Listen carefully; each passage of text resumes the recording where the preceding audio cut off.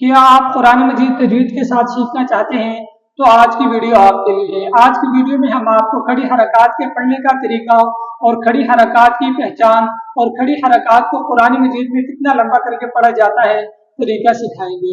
इस निशान का नाम है खड़ी जबर, इस निशान का नाम है खड़ी जेर और इस निशान का नाम है उल्टा पेश। खड़ी जबर, खड़ी जेर, उल्टा पेश को खड़ी हरकत कहते हैं। खड़ी हरकत को आपने हमेशा एक अलिफ के मिकदार खींचकर पढ़ना है।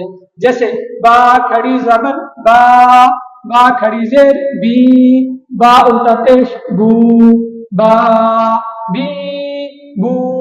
और इसी तरह जबर जेर पेश को आपने जल्दी पढ़ना है। जैसे कुरान मजीद में खड़ी हरकत की मिसाल देखें, अर्रहमान अल्लमल कुरआन।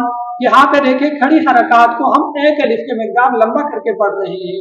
तो इसी तरह आज के बाद जब भी आप कुरान मजीद की तिलावत करें तो आपने खड़ी हरकत को एक अलिफ के मिकदार लंबा करके पढ़ना है। तो हमारे अकाउंट को फॉलो करें और चैनल को सब्सक्राइब करें। इंशाअल्लाह दूसरी वीडियो में मिलते हैं। जज़ाकल्लाहु खैरा।